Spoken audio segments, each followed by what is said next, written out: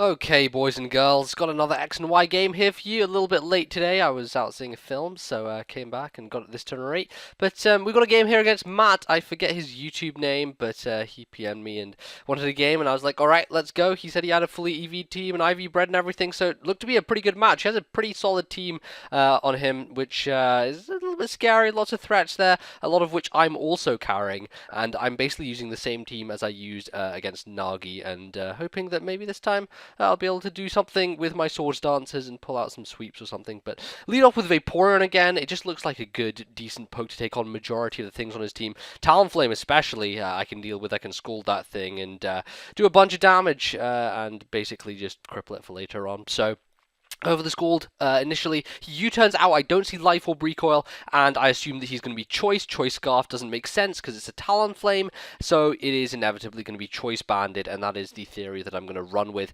Goes into the Azumarill, I don't get the Scald burn, but I do get the opportunity to go for a Toxic, which I know is going to be useful because Azumarill's hella bulky, and getting Toxic on it and wearing it down over time is certainly going to be a good thing. Unfortunately for me, I think he's running Banded Azumarill as well, because that Play Rough does so much damage. I'm running max defense Vaporeon, and that just tears me to pieces so much.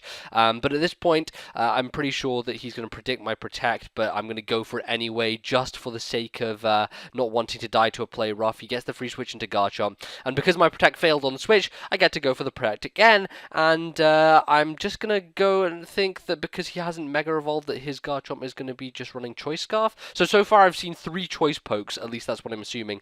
Banded Talonflame, Banded Azumarill, and Choice Scarf Garchomp. Going to go into Trevenant to take the Earthquake, assuming that he's just going to be locked into it and continue to go for it. Take that pretty easily. I am running relaxed. I don't have any defensive investment, but it certainly helps that I resist, and the fact that the nature kind of backs me up there. I am running max special defense in this guy, so maybe we could have taken it better if I had investment there, but I don't. Go for the Leech Seed as he switched into Talonflame. The Will-O-Wisp was too obvious, and he easily can go into something like this to take it. So I went for the Leech Seed. I unfortunately don't get it, which means that I'm not going to sap some HP back from it this turn, which is a little bit unfortunate. But I do get to scout him to find out what move he's going to lock himself into. He ends up going for the Brave Bird, which makes a lot of sense because it is priority and it is super effective as opposed to Flare Blitz, which is just super effective. So he goes for that. The good thing about that is, though, that I do have a resist in the form of Klefki, which I can easily go into, take the Brave Bird, and proceed to set up all over him. I think I go for the Substitute first of all because I am pretty sure he's going to switch. There's no reason to stay in locked in on Brave Bird against a thing which is going to resist it. So he goes into Gengar. I'm not sure if that was the best play, honestly, because Gengar can easily be taken down by a combination of Thunder Wave and Foul Play, which I have at my disposal. I decide that I could set up spikes here, but the best thing to do is honestly to cripple the Gengar first, seeing as it is going to go Mega. It is really a big threat, so I'm going to Thunder Wave it. Hopefully get some power hacks along the way. That is the point of paralysis to a degree. The primary one is to slow things down, but it's also for a little bit of power hacks, and I actually get it on the first turn, which is nice. It means that I'm behind a sub, and I can guarantee getting 2 foul plays on this Gengar. I know that it's going to take a few hits to kill it, just because foul play obviously goes off your opponent's physical attack, and Gengar being a special attacker is not going to have the highest. Fortunately, its defense is kind of low, so its attack versus defense works out okay, evenly-ish, to the point where about 3 will take him out, but manages to take my sub with a crit Shadow Ball. I go for the foul play here, thinking maybe I can live one from him and then kill him with a final one. But I actually get a revenge crit, and mine actually matters because he is not behind a substitute like I was to protect myself. So unfortunately his Gengar goes down. Now goes into Noivern, which I think was rather curious play. I honestly think Garchomp he should have gone into a lot earlier because I can't paralyze it. He can easily Earthquake me, but he decides to go into Noivern and kind of pays the consequence for it because not only am I able to paralyze him, but he gets the full para on that turn as well. I'm not going to risk staying in here because the Flamethrower is probably going to be coming my way, and Klefki, as as good as it is, probably doesn't want to take a Life Orb hit, so it's going to take take out itself, or I'm going to switch it out. It's not really in control of its own destiny. I control my keychain, I do. So I switch out into Vaporeon. He actually gets paralyzed on the switch again. So a lot of hacks. Really, I crit him with Ice Beam as well. Not that that mattered whatsoever, because he is Flying Dragon and frail as hell. So that crit doesn't matter. It's just the principle, man. I'm really hacking him quite a bit here, which is rather unfortunate. And once again, the hacks doesn't end because I go for the Scald and end up burning the Aegislash on the first Scald. Now, I know Scald burns all the time and stuff, but that was really a bit of a risky play on my part, honestly. I should have gone straight into Klefki, because Klefki can definitely live at least one hit and then fire back with a foul play and annihilate the Aegislash. I was kind of, there's not any reason for me to stay in and try and go for the Scald, because I know it's not going to do a lot to him in his defensive form, and there is the risk that I don't get the burn, and he gets to set up Swords Dances on me. I just kind of get lucky there. That was a bit of a stupid play on my part, but I see the error of my ways, and I go into my Klefki. I do have the fortunate barrier of his burn now, so even though he's at +4, that's not going to be doing as much as he would hope it does.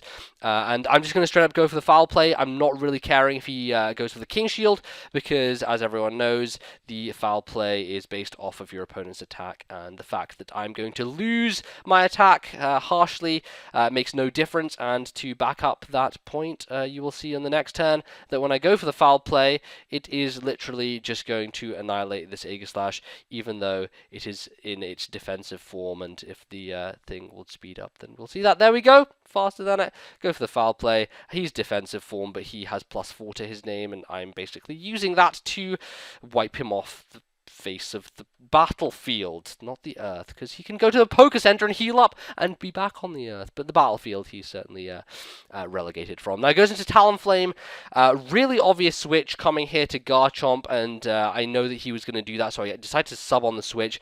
Also, I was kind of scouting as to whether he wanted to go for the Flare Blitz and lock himself into that, and going for the substitute offers me the opportunity to do so. It was just the better play to make instead of going out for the Thunder Wave straight away, because there was the potential that Garchomp would come in. Decides to go for the Earthquake.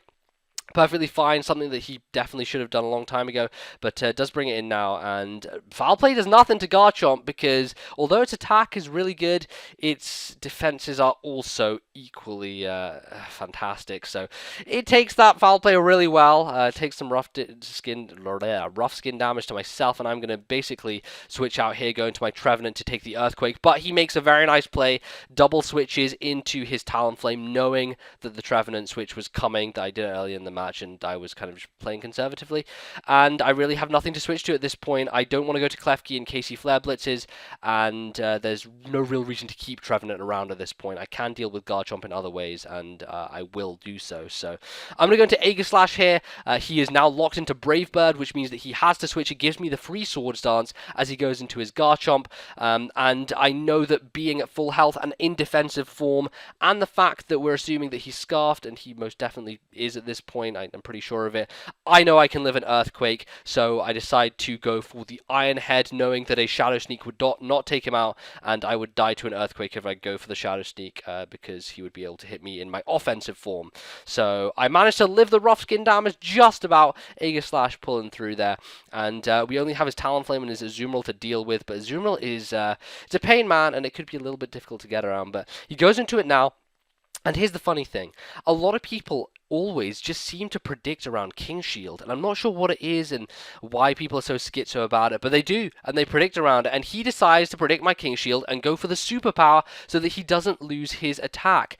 Either that, or he thought I would switch, fearing an accuracy. I don't know why he would do that, but maybe that was kind of the reason. Then he switches to Talonflame, another thing where maybe he was predicting me to King Shield there. I just straight up go for the Shadow Sneak, and it's just his kind of late game predictions there, man. He was thinking that King Shield was going to be a thing that I do, but I'm not going for it, man. I'm not using the King Shield. I am just straight out going with the offense, smashing everything I can. I have +2 to my name, and Shadow Sneak seems to be cleaning the floor, so that's what it does. Takes out Talonflame, takes out Azumarill, Aegislash, finishing the match in style, and that is going to be the game. So it was a fun game. I hope you guys enjoyed this one. A lot of hacks on my part, unfortunately for him. He actually knew quite a lot about what he was doing. doing. He was, into the game. He knew what plays to make, but the hacks did screw him over, and he did make the sort of opportunity, the mistake, one might say, of underestimating Klefki, because Klefki really did a number on a lot of his dudes, Thunderwave and Foul Play and everything. What a guy, Klefki, what a guy. Continues to be a force of nature in my team, and I shall continue to use it. Until next time, that's going to be it. I hope you guys enjoyed. I think I already said that, but that's just the phrase that I always just cling to. You can leave a like if you did. That's always fantastic. And I'll hopefully see you guys tomorrow with another one. Until then, sayonara.